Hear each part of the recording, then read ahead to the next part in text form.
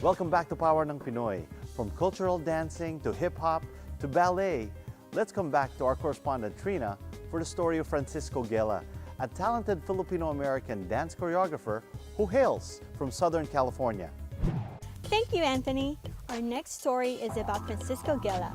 Nagsimula siyang sumayaw sa kolehiyo at the age of 19.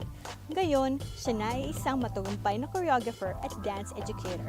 He's the founder and current artistic director of Nueva School of Contemporary Dance in Chino, California. Let's watch how his total and unconditional love for the art made him a success story.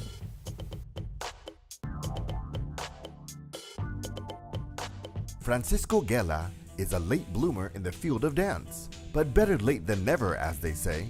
He was already 19 when he studied dance, and yet he has succeeded beyond expectations, thanks to his passion and natural talent.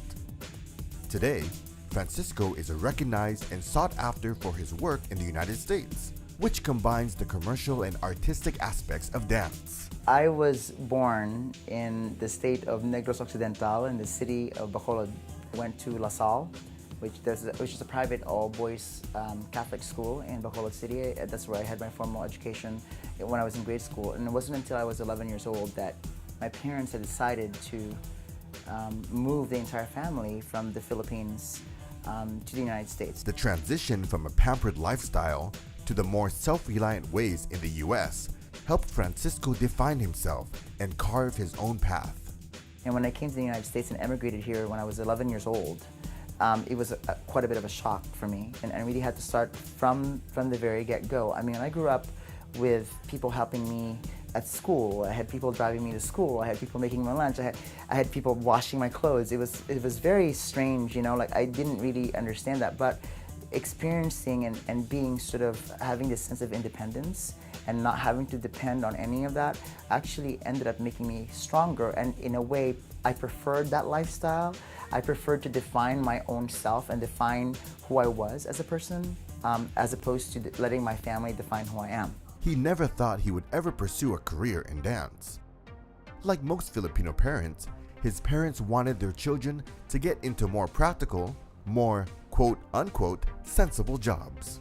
Being a dancer and owning a dance conservatory, this was not what they expected me to do. He wanted me to become a lawyer, a doctor, an engineer, something that they felt was a legitimate American career, per se. When I got into the University of Washington, I actually ended up getting in on a full academic scholarship and had all kinds of grants and things like that to pursue either an aerospace engineering degree or a physical therapy degree, but then I felt that I wasn't necessarily interested in it. I did not have the passion. There was a battle within me because I felt like there was this family pressure to be able to do this, but then also, at the same time, I also thought about that you need to follow your dreams. So I actually went against what my family wanted me to do.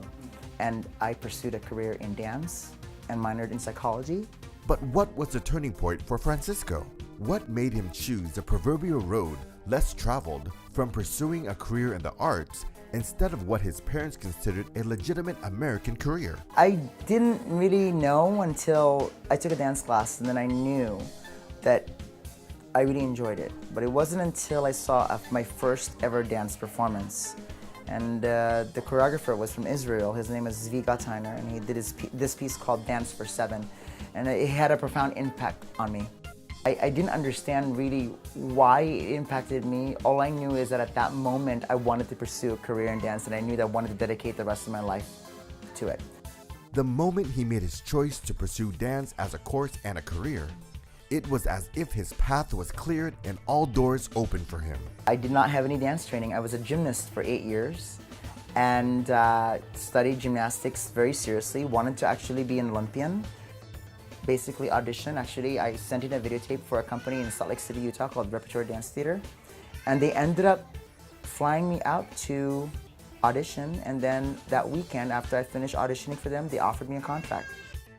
Ever since he graduated, Francisco has joined the Philadelphia Dance Company, Repertory Dance Theater of Salt Lake City, Spectrum Dance Theater of Seattle, the Chamber Dance Company, California Ballet, and Ballet Pacifica.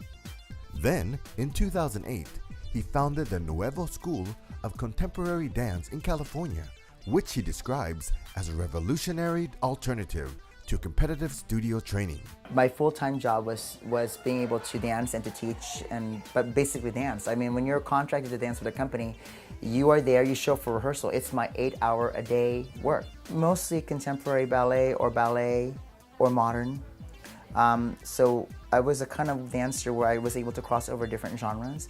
There was never really any kind of hip hop. My love was really about the art of dance and not necessarily the commercial part of it. So it was important for me to define my career that way. Gifted and talented as he was, even Francisco had to earn his stripes and overcome obstacles before reaching real success.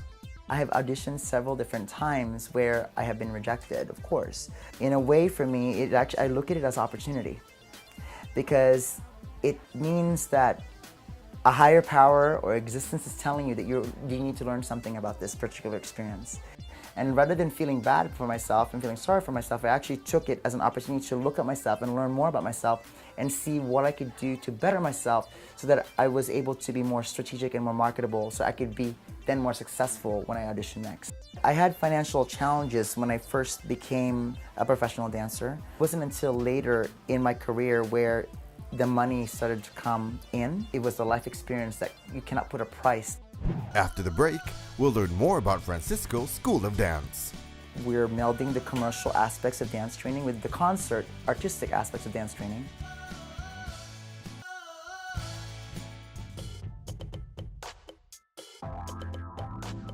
It was Francisco Gella's vision to set his Nuevo School of Contemporary Dance apart from other dance schools and studios. It focused primarily on the student, his or her full development into a well-rounded dancer in both commercial and company work.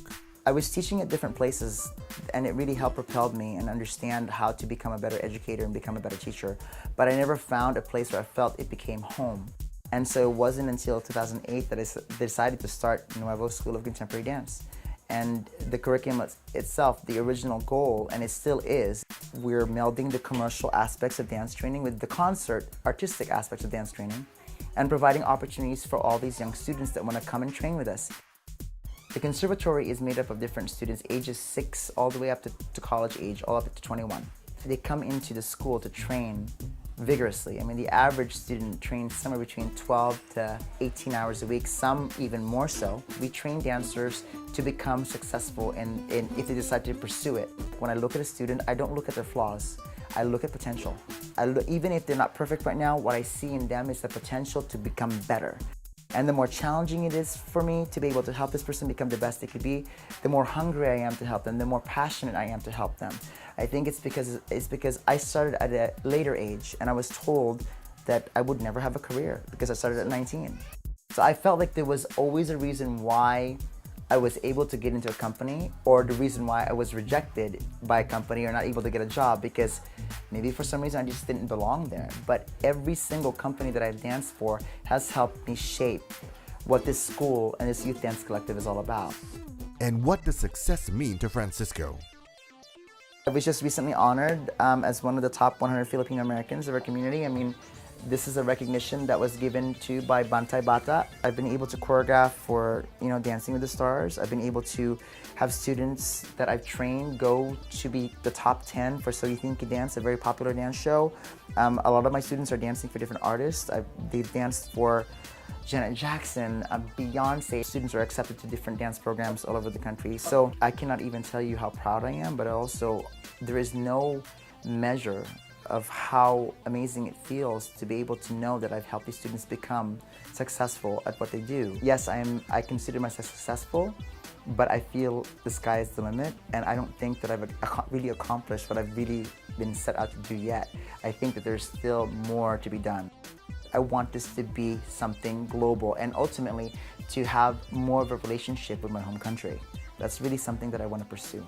Has he ever dreamed of sharing his passion and skill for dance with Filipinos back home? I've not been back home for 29 years. You could take the Filipino out of the Philippines, but you can never take the Filipino traits out of that person. I mean, I may speak English, I may be educated here in the United States, but those values instilled in me heavily influence the success that I'm experiencing now, not only as a business person, not only as a Filipino American, a regular person, but also really as an educator, as a teacher. If the opportunity presents itself to where I am asked to do something for my community, it would be number one priority for me. Going back home is going to help me reconnect with my root culture, and I think that they could be proud of what I'm doing, but at the same time, also, I could be proud of where I come from and help educate young Filipino dancers that want to maybe pursue what I want to do, and give them the opportunity and give them the necessary connections for them to be able to succeed.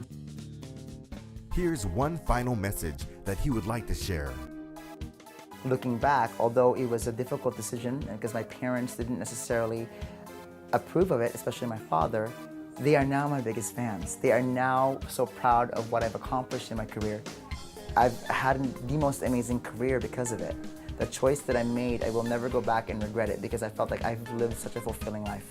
The sky and the universe is limitless. There should be no ceiling to what you can accomplish. Yan ang parang Pinoy. Never give up reaching for your dreams. Anything is possible as long as you are willing to work hard for it. Yan ang ginawa ni Francisco Gella upang magtagumpay sa sining ng pagsasayaw. He has fulfilled his dream and never gave up. Yan ang power ng Pinoy. Thanks for watching today's episode of Power ng Pinoy. Join me again next week for another inspiring and empowering success journey of our fellow kababayans all across the globe. We hope to bring you the best so that you too can be the best in your chosen professions. Meanwhile, you too can share your stories with us on Facebook. Tell us what inspires you and motivates you to reach for your own dreams. Because nothing is impossible as long as you plan ahead, pray hard, and work even harder. And if you do well, give back. Help others do well too. Dahil yan ang power ng Pinoy.